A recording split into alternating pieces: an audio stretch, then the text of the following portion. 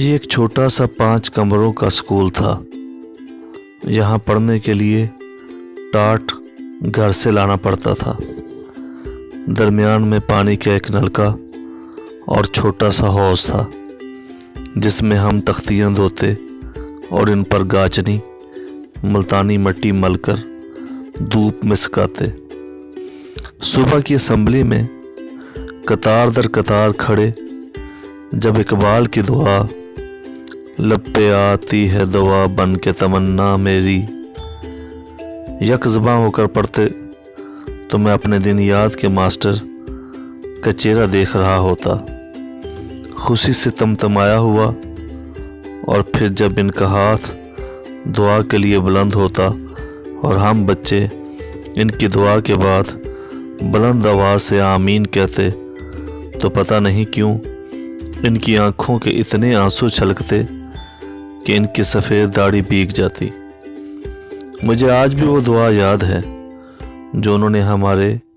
Primary کے نتیجے والے دن ہمیں خدا حافظ کہتے ہوئے گر گڑا کر کی تھی۔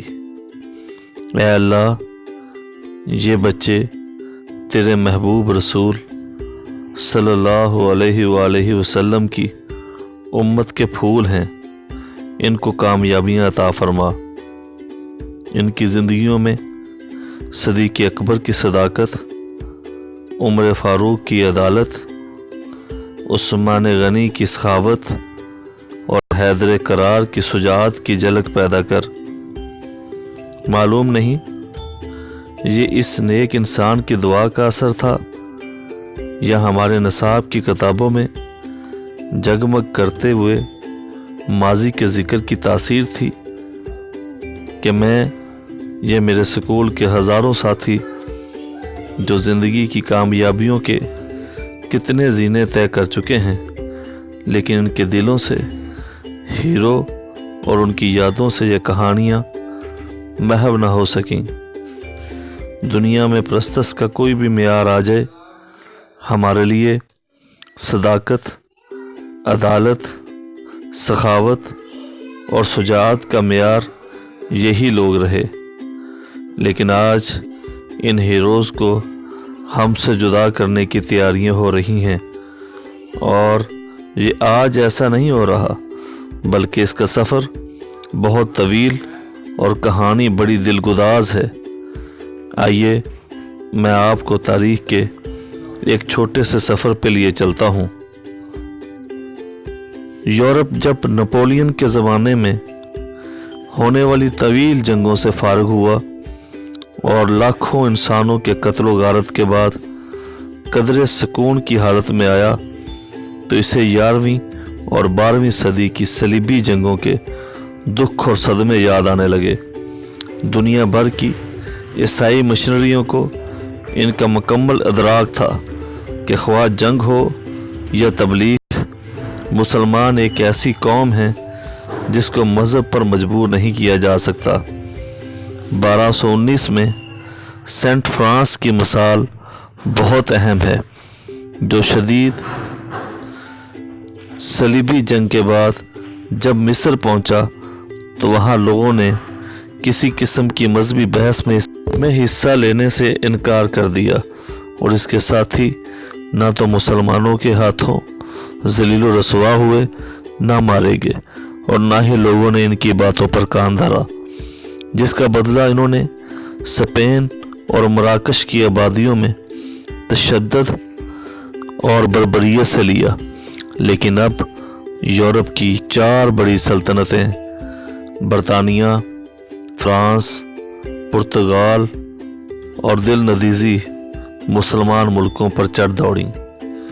1758 کی بنگال کی فتح سے 1798 کی دل نوازیوں کی انڈیز کے علاقے پر کنٹرول سے لے کر 1956 میں سوئز نہر پر فرانس اور برطانیہ کی جنگ تک 70 سے زیادہ لڑائیاں لڑی گئیں، اور دنیا بھر کی مسلم آبادی ان حکومتوں کے زیر اثر آ گئی۔ لیکن تاریخ کے صفحات اب اس حیثیت سے پوری طرح آشنا ہو چکے ہیں کہ یہ قومیں صرف تجارتی مقاصد اور توسیع سلطنت کے لیے نہیں نکلی تھیں، بلکہ عیسائی مشنریوں کی منظم کوشش بھی تھی کہ مسلم دنیا کو کیسے عیسائی بنایا جا سکتا ہے۔ جو ان چاروں قوموں کے چرچ اکٹھے ہوئے، انہوں نے پوری دنیا سے 6 علاقوں کو چنا جہاں مسلمانوں کے مقابلے میں عیسائیت کی ترویج کی جا سکتی تھی۔ Number 1 Hindustan, number 2 India, number 3 مشرق وسطیٰ، نمبر 4 شمالی افریقہ یعنی مصر، سوڈان، مراکش وغیرہ، اور نمبر 5 افریقہ یعنی ایتھوپیا، کینیا، تنزانیہ وغیرہ، اور نمبر 6 چین اور دیگر علاقے۔ ان صدیوں میں جب تک ان قوموں کا اقتدار رہا، حکومت خواہ کسی ملک کی ہوتی، ان تینوں ملکوں کی مشنریاں ایک ساتھ مل کر کام کرتیں۔ یہاں میں کہانیاں نہیں بیان کرنا چاہتا کہ کیسے انڈونیشیا میں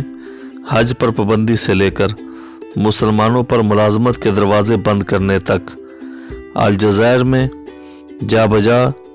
گرجا گھر کھولنے سے قبائلہ کے علاقے میں کئی شو مصریوں کو بھیجنے تک کیا کیا اقدام نہ کیے گئے۔ 1757 میں جب انگریز اس خطے پر برسر اقتدار ہوئے تو انہیں معلوم تھا کہ مسلمان سے زیادہ سخت جان قوم اس خطہ ارضی پر نہیں پائی جاتی۔ یہ جنگوں میں ہمیں سپاہی مہیا کرتے ہیں، کالا پانی جیسی سزائیں برداشت کرتے ہیں، تنگ آ کر ہجرت کرتے ہیں، لیکن اپنا مذہب نہیں چھوڑتے۔ اس زمانے کے نو آبادیاتی حاکم اس نتیجے پر پہنچے کہ اگر مسلمانوں کے ملکوں میں ایک ایسا تعلیمی نظام رائج کر دیا جائے جو ان سے ان کے اپنے اسلاف اور اپنے اقدار سے محبت چھین لے، تو پھر ان کی آئندہ کی نسلیں ایسی ہوں گی جن کے نام تو مسلمانوں جیسے ہوں گے، لیکن جن کے ہیروز، جن کے معیارات، جن کی زندگی گزارنے کے طریقے سب ہمارے جیسے ہوں گے۔ انہیں مجلس شورا کے لفظ سے چڑ ہوگی اور پارلیمنٹ سے محبت۔ ان کو 2 کمروں کے کچے مکان میں رہ کر آدھی دنیا پر حکمرانی کرنے والے فاروق اعظم کا کردار اچھا نہیں لگے گا، بلکہ وہ عمران سیریز کی کہانیوں اور نپولین کے قصوں کو یاد کریں گے۔ انہیں محفلوں میں بیٹھ کر اپنے آباء و جداد کے کارناموں کا ذکر کرتے ہوئے شرم آئے گی، اور وہ روسو، سارتر،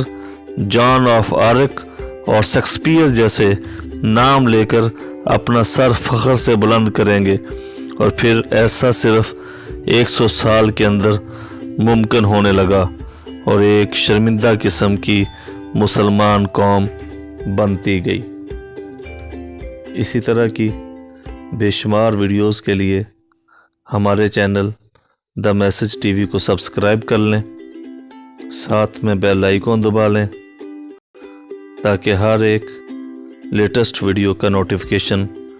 آپ کو بر وقت مل سکے۔ ویڈیو کو لائک کیجئے گا، شیئر کیجئے گا، اور کمنٹس باکس میں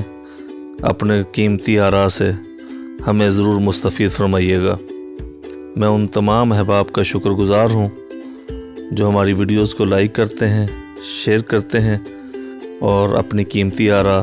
ہماری ویڈیو کی بہتری کے لیے ہمیں گائے بگائے بھیجتے رہتے ہیں۔ اپنے میزبان خالد بخاری کو اجازت دیجیے گا۔ ملتے ہیں ایک نئی ویڈیو کے ساتھ، تب تک اللہ نگہبان۔